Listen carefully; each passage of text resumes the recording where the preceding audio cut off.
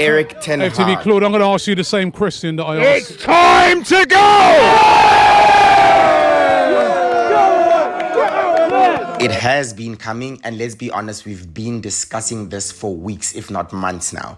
The performances are not good. The tactics are not good. United are not playing well as a team, and also how they are managed has not been good. So it doesn't come as any shock that for me, I think it's time for Erik Ten Hag to go. Enjoying themselves and heaping the pain on Erik Ten Hag. Man United have lost 8 games. They've only won 9. We're not even halfway through the season. Man United couldn't qualify out of a group that had Galatasaray and Copenhagen. They finished last in the Champions League group. They conceded 15 goals in 6 games in the Champions League. They let in so many goals, and they also let in so many attempts.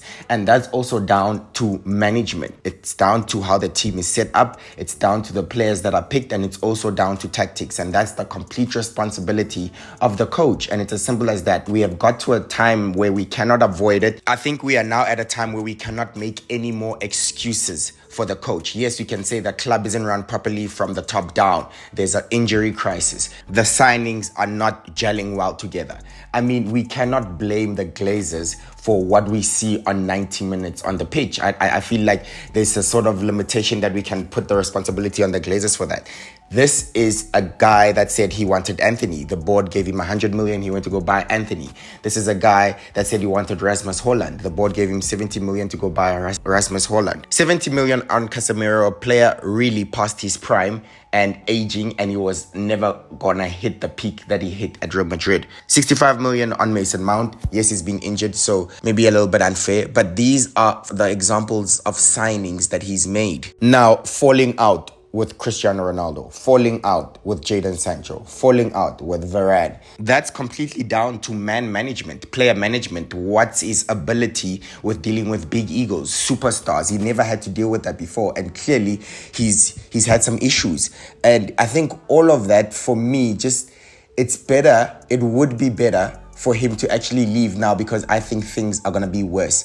There's going to be a lot of pressure on him now, and I do not think Man United and Erik Ten Hag together can rise above it. So I think it will do him a disservice. It will actually be an injustice, because he'll just ruin his reputation. I think he'll continue to damage his CV if he stays at Man United. And I think for the benefit of both parties, they should come to an amicable end, and he should not necessarily be relieved of his duties, but maybe resign by mutual consent and get into agreement where he resigns. But apparently that's impossible now, because if you resign, you don't necessarily get paid out as a manager. But I do think his time has ended. Okay, now the question is, where do Man United go from there? If the manager gets sacked, who's going to take over? And how many managers are available? And that's a good question. And I actually don't know. But I do know there's a few options out there. But the important thing is, when you look at the performances, they are really terrible. And that is enough for United to say they've seen enough. You do not have to stay, pardon my illustration, but you do not have to stay in an abusive relationship just because you do not know who you're moving on to afterwards. You know that you're not treated the way you're supposed to be treated, and therefore the right thing is to leave. You'll figure the rest out. And that's my illustration, where we know that it's not working out right now with Manchester United and Ten Hag. You do not necessarily have to have a succession plan ready, but we do know that we have to minimize loss.